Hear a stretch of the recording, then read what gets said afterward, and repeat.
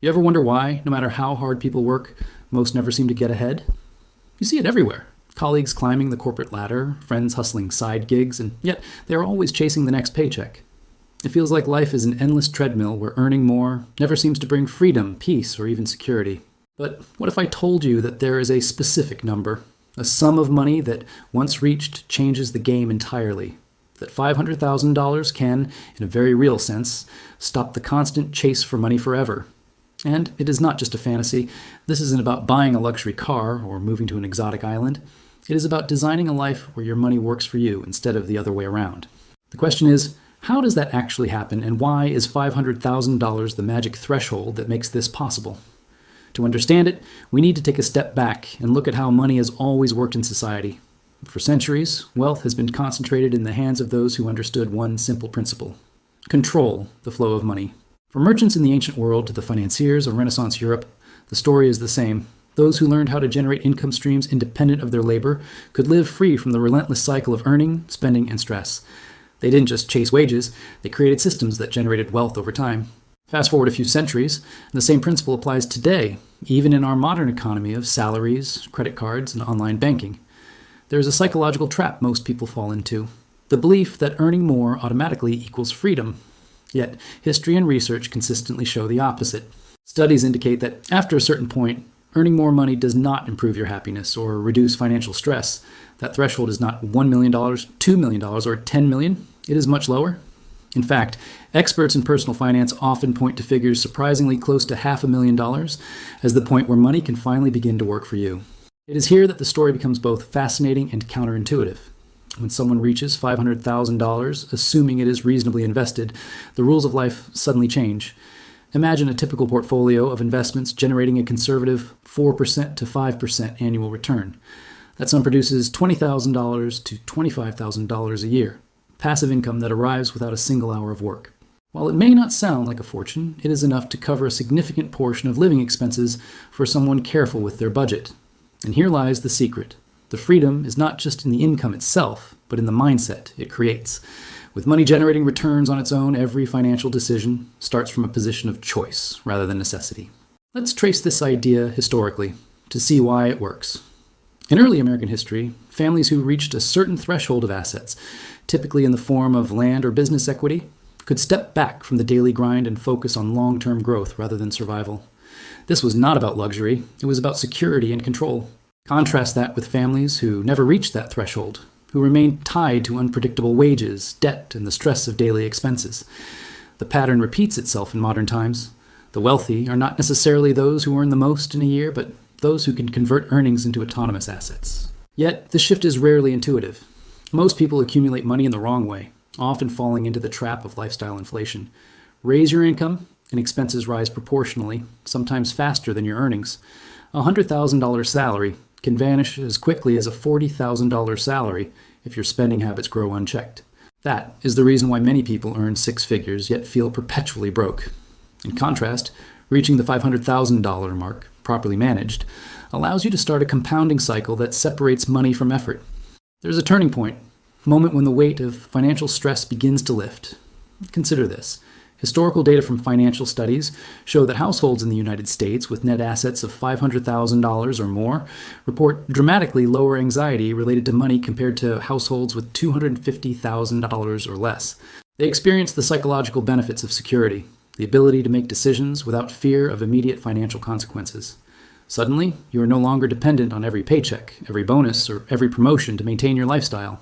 You begin to feel the difference in your daily life. Choices become easier, risks more calculated, and time more yours to spend on meaningful pursuits. However, reaching this level is not simply a matter of saving aggressively or working overtime. It requires strategy, discipline, and an understanding of how money compounds over time. And here is where the story takes an interesting twist. The journey to $500,000 is often more educational than the number itself. Along the way, people learn the mechanics of investing, the importance of controlling spending, and the value of patience. It teaches the difference between assets and liabilities, between working for money and having money work for you. By now you might be asking yourself, why not $100,000 or $1 million? The answer is practical and historical. At $100,000, the income generated passively is simply not enough to cover meaningful expenses for most people. It is a good start, but not liberating. At $1 million, the returns become luxurious, but for the majority, that level is far from reachable within a realistic time frame. $500,000 sits in a sweet spot, attainable for many who follow disciplined financial habits, and sufficient to begin living a life that is less about survival and more about freedom. This threshold also exposes a broader truth about money. It is not the pursuit itself that creates freedom, but the point where money begins to function independently. The moment passive income can replace a meaningful portion of your working income is the moment financial anxiety diminishes. History, research, and real-world examples all reinforce this pattern. Yet, very few people ever reach it. Why? Because the system is designed to keep people chasing. Salaries, marketing, debt cycles, and social expectations push most toward perpetual consumption and away from building real financial independence. And here's a fascinating paradox. The very knowledge of this threshold, $500,000, can alter behavior dramatically. People who understand it start to see every financial decision differently. Instead of focusing on immediate gratification or climbing the next rung of the corporate ladder, they prioritize investments, strategic saving, and learning how to make money generate more money. In a sense, understanding the mechanics of this number is like discovering a hidden door in a maze you thought had no exit. Once people cross that threshold of $500,000, life often begins to shift in subtle but profound ways. At first, it is psychological. The constant tension of making ends meet eases, and choices begin to feel like options rather than obligations. You might not be rich in the conventional sense, but you are no longer trapped in the relentless cycle of trading time for money. Suddenly, the hours of your day become assets themselves, something you can allocate freely instead of selling to survive. The journey to this point often exposes the structural weaknesses in the financial system that most of us accept as normal. Consider the rise of modern consumer culture over the past century. Credit cards, instant loans, and the marketing of lifestyle aspirations all condition people to live beyond their means. Even as incomes rise, the pressure to spend more and keep up grows in parallel. The majority of households never reach $500,000 in net assets because they are caught in this feedback loop. Earn more, spend more, feel less secure, chase more. It is a cycle that traps millions, and breaking free requires intentional action and awareness. But reaching the threshold alone is not always enough. History is full of cautionary tales. Families, businesses, and individuals have reached sums far beyond $500,000, only to watch it vanish because they misunderstood the next stage. This is where many people hit a breaking point. Without discipline and knowledge of risk, money, even a large sum, can disappear quickly. Economic downturns, poor investments, and unexpected crises have a disproportionate impact on those unprepared for the responsibilities that come with financial freedom.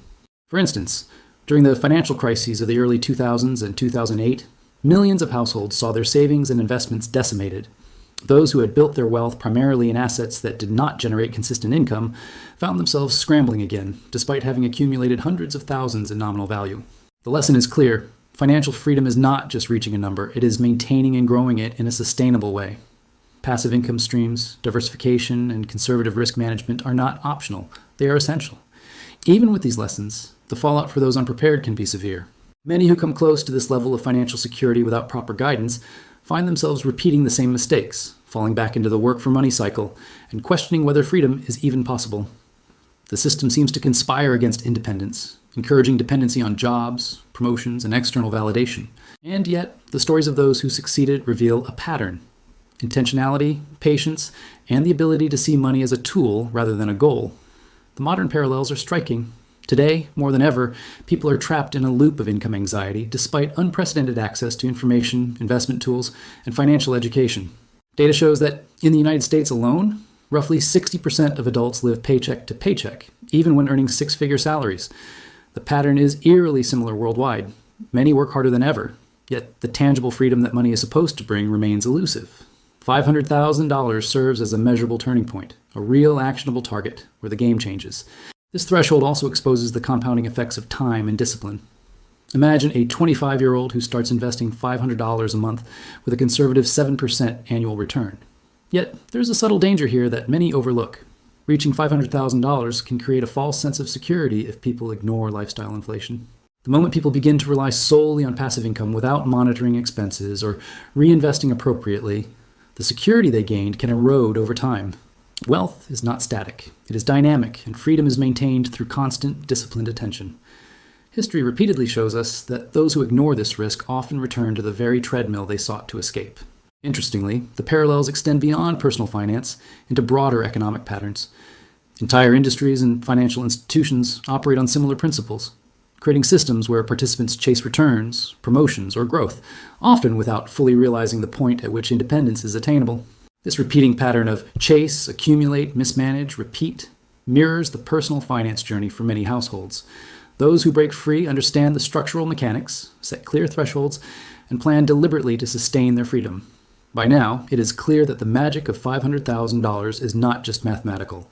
It is behavioral, psychological, and structural. It forces a change in thinking, from scarcity to security, from reactive to proactive, and from dependence to autonomy. And the most remarkable part is how attainable it can be for ordinary people who commit to a disciplined strategy. It is neither luck nor inheritance that makes this number transformative. It is the application of consistent, informed actions over time. So, what does reaching $500,000 really change in the life of someone who has spent years chasing money?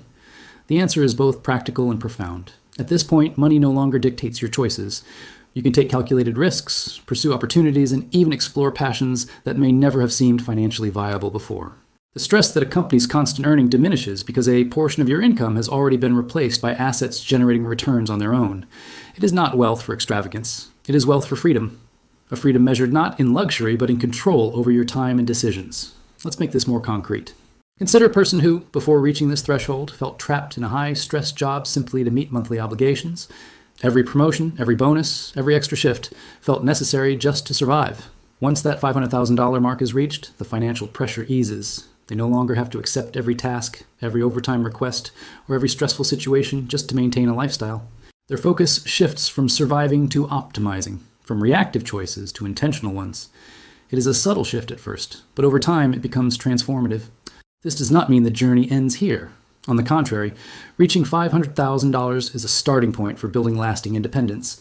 History is filled with those who stumbled after reaching financial thresholds because they misunderstood sustainability. To preserve and grow freedom, there are three principles that consistently stand out. First, understand the difference between assets and liabilities. Money must work for you, not against you. Investments, business equity, and other income-generating assets should take priority over consumption that does not contribute to long-term security. Second, be patient and allow compounding to work. Wealth is not a one-time achievement, but a dynamic process. The power of patience, disciplined saving, and reinvesting earnings cannot be overstated. Small, consistent actions over time create outcomes far greater than occasional large efforts. This is why those who reach financial freedom often emphasize habits, routines, and consistency rather than sudden windfalls. Third, maintain awareness of lifestyle inflation. It is easy to fall into the trap of spending more as your income or net worth grows. Even at $500,000, unchecked spending can erode the freedom it provides. Living deliberately, setting boundaries around expenditures, and prioritizing investments ensures that your money continues to serve you rather than slowly consuming the independence it was meant to create. There is a warning embedded in all of this. Freedom is not guaranteed, even when you reach a financial threshold. Economic fluctuations, poor decisions, or lack of vigilance can erode what took years to build. The lesson from history, from financial crises, and from personal stories is clear. Money is a tool, not a destination. Understanding its mechanics, respecting its potential, and managing it carefully is what transforms $500,000 from a number into genuine liberation. Modern parallels reinforce this lesson. In today's world, millions of people chase the illusion of wealth through high-paying jobs, speculative investments, or sudden windfalls, yet few understand the structural principles behind lasting financial independence. Social media amplifies this illusion, portraying success as immediate and effortless. But behind the scenes, the pattern repeats. Those who understand their thresholds, maintain discipline, and make money work for them experience freedom long before the majority ever reach it. $500,000 is more than a milestone. It is a doorway to a fundamentally different way of living. As we reflect on this, three takeaways emerge. First, money alone does not guarantee freedom. The key is designing systems that allow money to work independently. Second, discipline and awareness in spending, investing, and risk management are essential to sustaining that freedom. Third, the journey itself teaches far more than the final number ever could. Habits, patience, and financial literacy are what truly create autonomy. Finally, an open-ended thought to consider: what if the majority of people never realize the point at which money can free them?